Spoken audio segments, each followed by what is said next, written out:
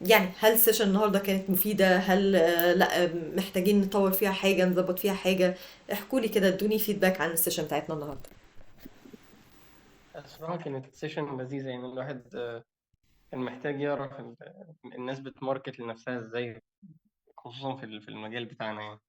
ستيبس بس كده، بدل ما كان الواحد بيشتغل بشكل عشوائي يعني. اتفق معاك جدا. وايه اكتر حاجة علمت مم. معاك يا عمر؟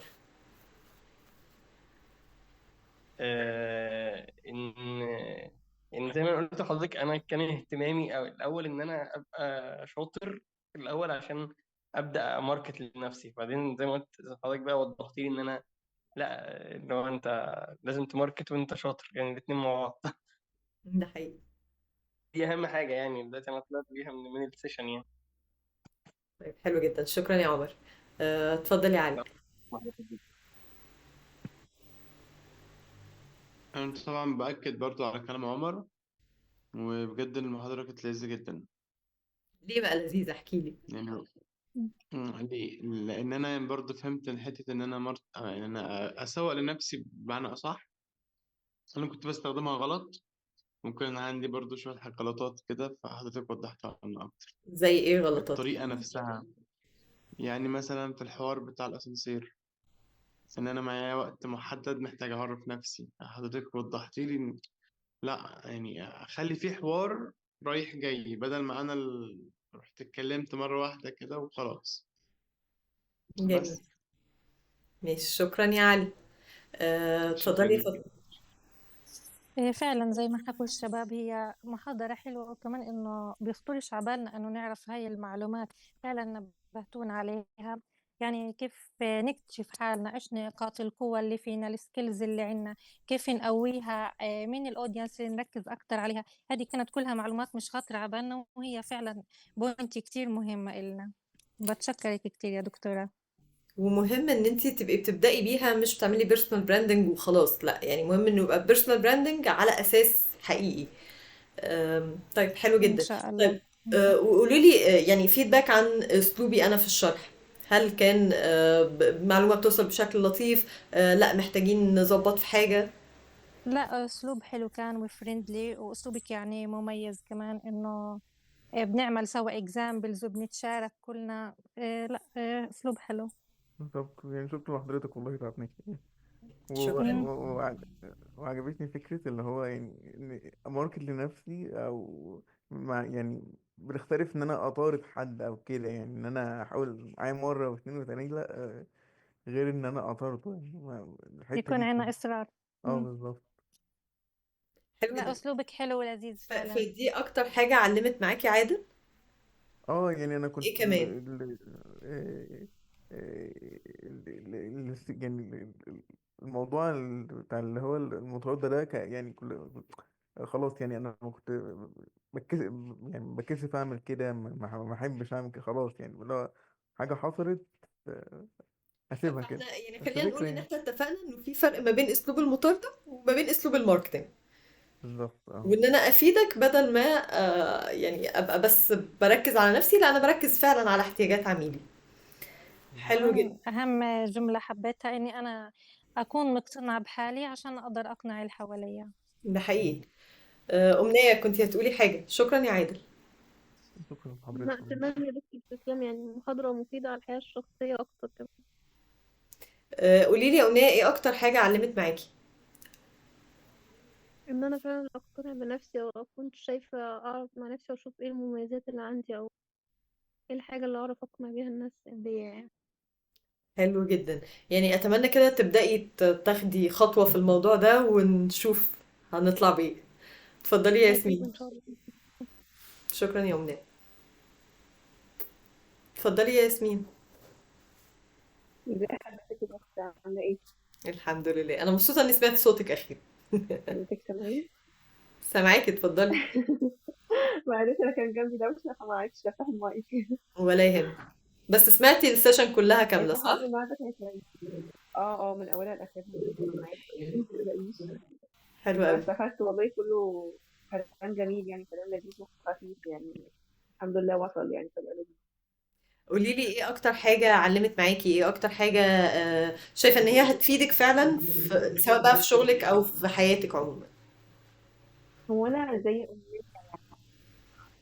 حسيت ان انا المفروض ان انا اركز فعلا إيه المميزات اللي عندي اللي اقدر يعني اعمل لها ماركتينج وكده وبشكل لذيذ وحلو، لاني ما فكرتش الصراحه في الموضوع ده قبل كده.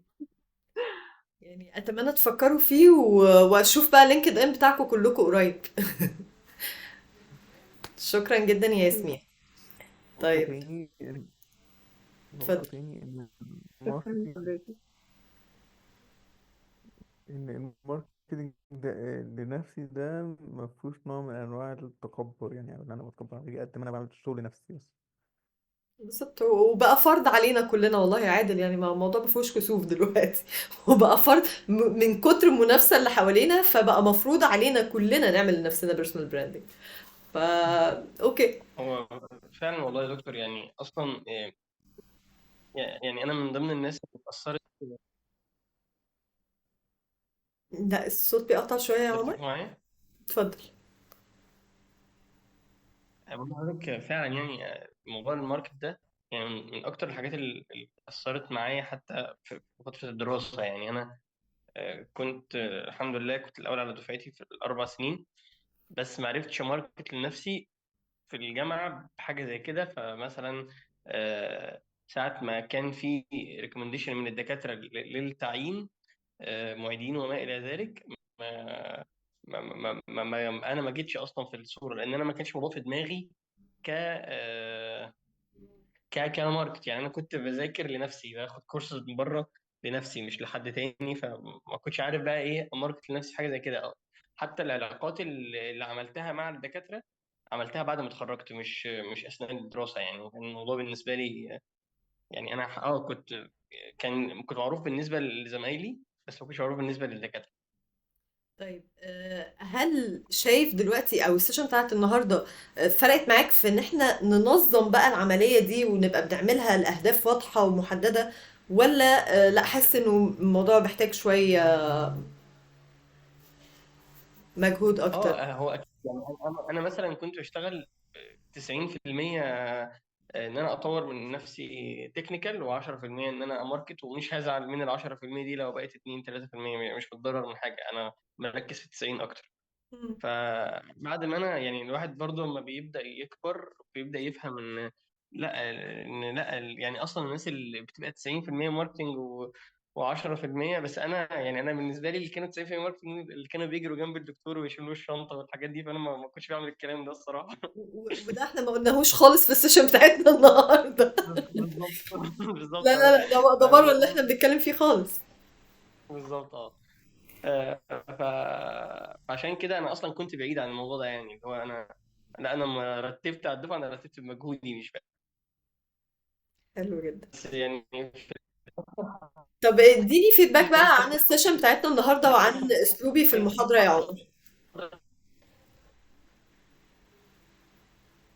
لا معايا. السيشن بامانه لذيذه جدا. يعني هي اهم ما فيها بالنسبه لي انها يعني مترتبه. يعني مترتبه فرتبت لي دماغي. يعني ده اهم حاجه بالنسبه لي. يعني انا طالع مبسوط منها. يعني حتى انا دماغي طالعه مترتبه يعني من السيشن. ده شيء جميل ويسعدني. شكرا جدا يا عمر. حد تاني عايز يشاركنا الفيدباك بتاعه؟